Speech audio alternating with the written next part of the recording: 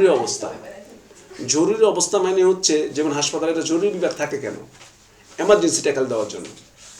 যেমন সরোয়ার্দি, ওখানে ঢুকলে দেখবেন যে কত লোক কাঁদতে কাঁদতে বেরোচ্ছে, কত লোক ঠান্ডা মাথায় বেরোচ্ছে। ওইটা হচ্ছে সোহরাওয়ার্দীর যে সোহরাওয়ার্দী না হার্ট ফাউন্ডেশন, যেটা NICVD, যেটা জাতীয় হৃদরোগ ইনস্টিটিউট, ওখানে মানে মারা যাওয়া মানে আজরাইল মানে দাঁড়িয়ে থাকে, একটু একটা করে জান কবজ করে, কখন পরে একটা, কখন পরে একটা করে, কখন পরে একটা করে। হ্যাঁ, হৃদরোগ ইনস্টিটিউট মারা জীবিত মৃত্যুর খেলা ওইটা জায়গাটায়। এমার্জেন্সি ব্যাপারটা হচ্ছে এরকম ক্রিটিক্যাল। রাষ্ট্রের এরকম জরুরি অবস্থা, রাষ্ট্রের এরকম জরুরি অবস্থা ব্যাপার সেবার ঘটতে পারে। রাষ্ট্রের মধ্যে যুদ্ধ লেগে গেছে বা বাইরের দেশ আক্রমণ করে দিছে, অথবা ভিতরে এমন গন্ডগোল, জ্বালা পোড়া, স্কুল টিস্কুল, হাসপাতাল, সংবাদপত্র অফিস, সাংস্কৃতিক সমস্ত মঞ্চ টঞ্চ ভাইয়া টাইয়া, দেশে রীতিমতো যুদ্ধ, মানে ভয়াবহ অবস্থা, কন্ট্রোল করা যাচ্ছে না, পুলিশ টুলিশ কন্ট্রোল করা যাচ্ছে না, গুলি মেরে কন্ট্রোল করা যাচ্ছে না, তখন রাষ্ট্রপতি একটা আদেশ জারি করে, এটা বলে জরুরি অবস্থা। তাহলে যুদ্ধ, এটা অনেক কিছু পিছনে অনেক ধরনের কথাই তো হচ্ছে দেখলাম। দেখ, তাহলে যুদ্ধ মানে তুমি কবে যুদ্ধ করবে? কালকে সন্ধ্যায়, ঠিক আছে, তুমি সৈন্য নিয়ে আসো, আমি সৈন্য নিয়ে বর্ডারে আসলাম, ওকে দিলাম মাইরে আমি, হ্যাঁ ঠিক আছে, মারো, তুমি মারার পর আমি মারতেছি। এটা হলো যুদ্ধ। বই আক্রমণ হলো, বলা নাই টো নাই, কষ্ট জাস্ট সীমান্তে আনতে আনতে আরেক দল খবর পেয়ে যায় সীমান্তে আনতেছে, মানে সবারই কম বেশি স্যাটেলাইট গুপ্তচর সব দেশে আছে, ও আসলে এসে রেডি হয়, ও ঠিক আছে, সুরা টুরা পরে ফেলছি, এটা মাইরা দিই, আচ্ছা ঠিক আছে, ফজরের পর ওর কথা হচ্ছে আচ্ছা ঠিক আছে, মারছে, আচ্ছা আমরা মেরে দিই, তাহলে এটা যুদ্ধ। আর বইয়ের আক্রমণে বলা নাই, কোয়া নাই, হঠাৎ মেরে দিচ্ছে, কোনো প্ল্যান নাই। তখন তো দেশে অস্ত্রতা লেগে গেল, তখন জরুরি অবস্থা জারি করে ব্যাপারটাকে কন্ট্রোল করা হইবে, এটা হলো জরুরি অবস্থা। আর অভ্যন্তরীণগুলো যোগ হলে অভ্যন্তরীণগুলো যোগ, এই পর্যন্ত 5 বার বাংলাদেশে জরুরি অবস্থা জারি হয়েছে, টোটাল 5 বার এটা হয়, টোটাল 5 বার।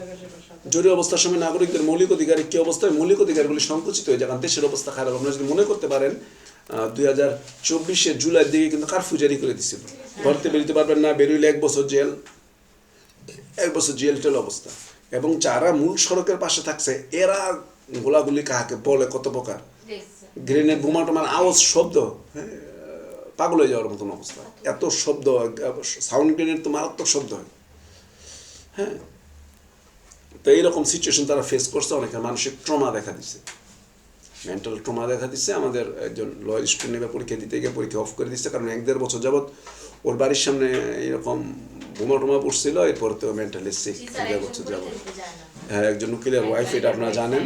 এটা তাহলে জরুরি অবস্থা হচ্ছে মৌলিক অধিকারগুলি সংরক্ষিত হয়ে গেল। আমরা দেখতে পেলাম মোটামুটি 5 বার জরুরি অবস্থা হলো। জরুরি অবস্থা, এখন প্রশ্ন হলো জরুরি অবস্থাতে জারি করে দিল, এটা অনেক খুব বড় বড় বই আছে, ভগৎ সিংয়ের মামলার মধ্যে জরুরি অবস্থা সংজ্ঞা দেওয়া আছে।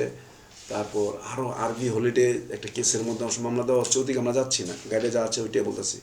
কখন জরুরি অবস্থা থাকবো না, এটাকে চলতে থাকবো, বলছে না এটার গড়াই 120 দিন, জরুরি অবস্থার গড়াই হচ্ছে 120 দিন।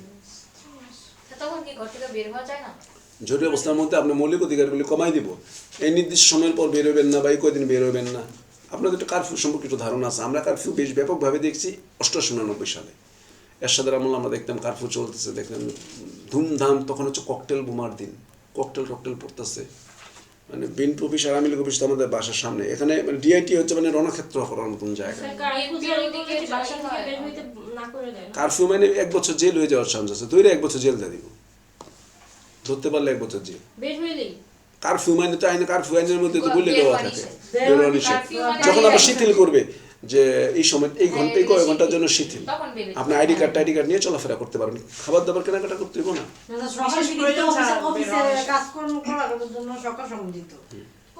কিন্তু কি পরিমাণ টেনশন আপনাকে বিয়ার করতে হবে ওই সময়টার মধ্যে। যেই বললো লকডাউন করোনার সময় লকডাউন বললে মানুষ আরো অসুস্থ হয়ে পড়তো। যাক, ব্যাপারটা হচ্ছে করোনার সময় তো এটা ভাইরাস কেন্দ্রিক, যদি এটা নিয়ে তুমুল বিতর্ক আছে, আসলে করোনা ভাইরাসে 3টা ডোজ দেওয়ার পরও এখন করোনা কেন মানুষ আক্রান্ত হয়, এটা নিয়ে কারো মত হচ্ছে বিজনেস। যাই হোক, তাহলে বলছে যে 120 দিনের মধ্যে যখন শেষ হয়ে যাবে, জরুরি অবস্থা ঘোষণা করার পর যখন সংসদ বসবে, 120 দিনের মধ্যে যদি এটা পাশ করায় নেয় তাহলে জরুরি অবস্থা ওকে। আবার যদি এটা পাশ না করায় নেয় তাহলে 120 দিন পর ডেট। আর যদি না মঞ্জুর করে দেয় যে না জরুরি অবস্থা থাকার দরকার নাই, তাহলে তো এমনি ডেট। অর্থাৎ 3টা পরিণতি, অ্যাকসেপ্ট করলে জরুরি অবস্থা 120 দিনের মধ্যে ওকে, চলতে থাকবে। আর যদি সংসদ ওঠার পর বলে যে না দরকার নাই, তাহলে ওই দিন থেকে বাদ। আর যদি কিছু না বলে তাহলে 120 দিন পরে এমনি জরুরি অবস্থা বাদ। এগুলো জরুরি অবস্থা গেল। এরপর হচ্ছে গুরুত্বপূর্ণ প্রশ্ন, নিবর্তনমূলক